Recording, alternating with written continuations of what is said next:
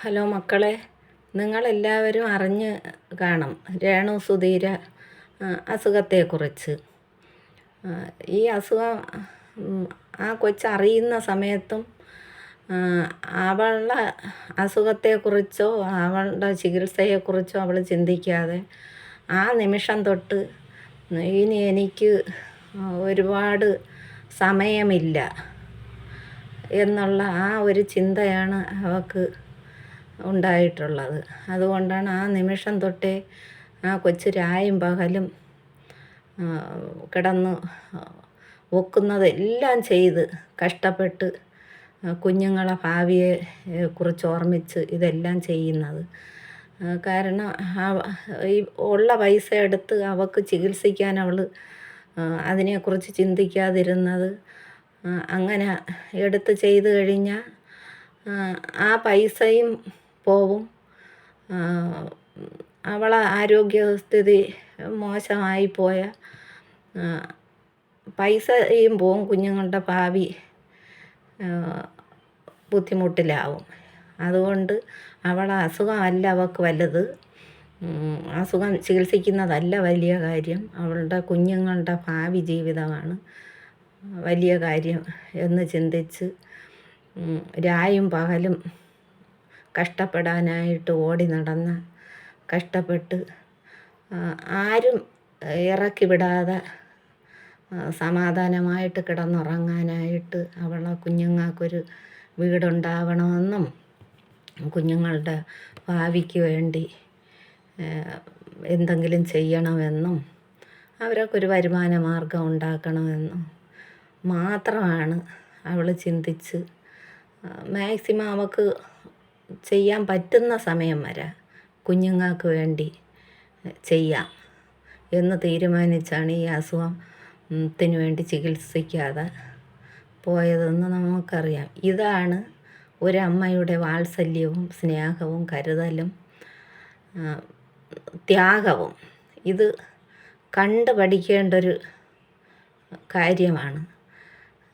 അവളെ ഇങ്ങനെ കിടന്നോടുന്ന ആ കൊച്ചിൻ്റെ പുറമൊന്ന് നടന്ന് പേപ്പട്ടികളെ പോലെ വളഞ്ഞിട്ട് കടിച്ച് കുടഞ്ഞ് നശിപ്പിച്ചിട്ടും അവിടെ നിന്ന് ഇഴഞ്ഞിഴഞ്ഞ് പോയി കുഞ്ഞുങ്ങൾക്ക് വേണ്ടി കഷ്ടപ്പെട്ട് ജീവിച്ച ആ കുഞ്ഞിനെ കണ്ട് പഠിക്കണം എല്ലാവരും. അതാണ് അമ്മ ചെയ്യേണ്ട കടമയാണ് ചെയ്തത്. പക്ഷേ ദൈവം അവളെ അങ്ങനെ വിടാൻ തീരുമാനിച്ചിട്ടില്ല. കാര്യം ഇപ്പോഴുവരെയും അവൾ ആഗ്രഹിച്ചതിനപ്പുറം ദൈവം അവൾക്ക് വേണ്ടി നടത്തി. അതുപോലെ ഇനിയും ദൈവം അവളെ ഉപേക്ഷിക്കാൻ തീരുമാനിച്ചിട്ടില്ല. അതുകൊണ്ടാണ് അവൾ മറച്ച് വെച്ചിട്ടും ഈ അസുഖവിവരം പുറത്ത് വരുവാനും അവൾക്ക് ചികിത്സ കിട്ടുവാനും നടക്കുന്ന ഈ സംഭവങ്ങൾ ദൈവത്തിൻ്റെ ഇടപെടലാണെന്ന് ഞാൻ വിശ്വസിക്കുന്നു.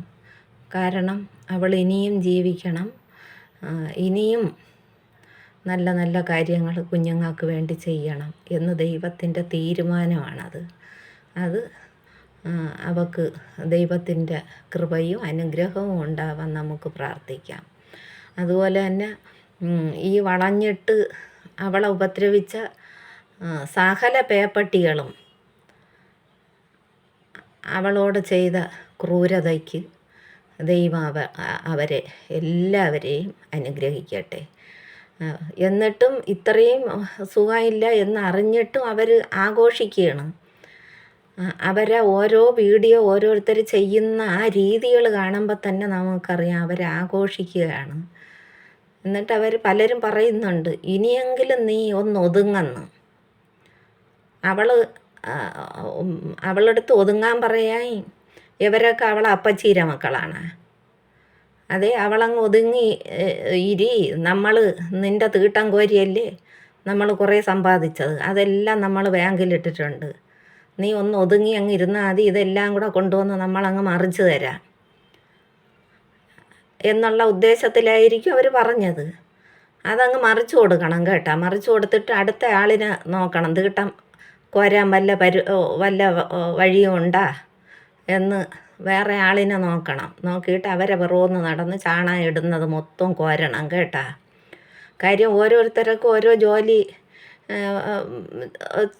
പറഞ്ഞിട്ടുണ്ട്.